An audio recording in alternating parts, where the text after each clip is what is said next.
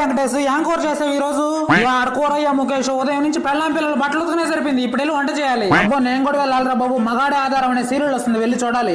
ఏంటబ్బా ఇంట్లో ఒక సంవత్సరానికి ఒక సబ్బు అయిపోతుంది అనుకుంటున్నా, ఇలా వారానికి ఒకసారి స్నానం చేస్తే సబ్బు అయిపోదు. పోయిన పండగ తెచ్చా 1 కేజీ కందిపప్పు, ఈ రోజు చూస్తే ఒక్క పప్పు లేదు. ఇలా అయితే నువ్వు కాపురం చేయలేవు. మొన్న పాలవాడు పాలమ్మ అనగానే పరిగెత్తుకుంటే ఇలా ఏం పాలవాడిని ఉన్న సెట్ చేసుకుంటున్నావా? ఈ రోజు కస్టమర్ కేర్ 2 సార్లు ఫోన్ చేశాడు నీ ఫోన్ కి, ఏం కస్టమర్ కేర్ ఉన్న సెట్ చేసుకుంటున్నావా? అమ్మా నా పిల్లని సినిమా తీసుకెళ్ళమంటుంది, తీసుకెళ్లేదా? అమ్మా నా పిల్లానికి ఆరోగ్యం బాగాలేదంట, వెళ్ళి చూపించేదా? అమ్మా మీరు చెప్పారంటే దాన్ని తరివేస్తా, అమ్మా మీరు చెప్తేనే దాన్ని తీసుకొస్తా ఇంటికి. కట్నం తెచ్చేదాకా ఇంట్లో మంచి నీళ్ళు తాగా ఉంటే పేక్ కోసేస్తా, రేపటి దాకా చూస్తా. కట్నం రాలేదంటే మీ కూతురు మీ ఇంట్లో ఉంటది. కట్నం తెస్తావా పిన్నిసులతో పడవమంటావా? ఈ రోజు కూర బాగాలేదు, పదా నీ గోరు పెరికేస్తా. సిగరెట్ తో కాలిస్తే గానీ మాట వినట్లేవు నువ్వు. స్నానానికి టైం అయింది, ఇంకా నీళ్లు పెట్టలే కదా నువ్వు. ఇలా కాదు కానీ కాస్త కరెంట్ షాక్ పెడతా పద. నీకు ఎట్లా కనిపిస్తున్నాను నీ కంటికి? నేను మగాడిని అనుకుంటున్నావా, ఆడంగులు అనుకుంటున్నావా? ఇంట్లో నేను చెప్పింది నేను నడవాలి. ఎందుకంటే కోపడతారు, ఏ రోజన్నా మీ మాట కాదన్నా నేను. సరే వెంకటేష్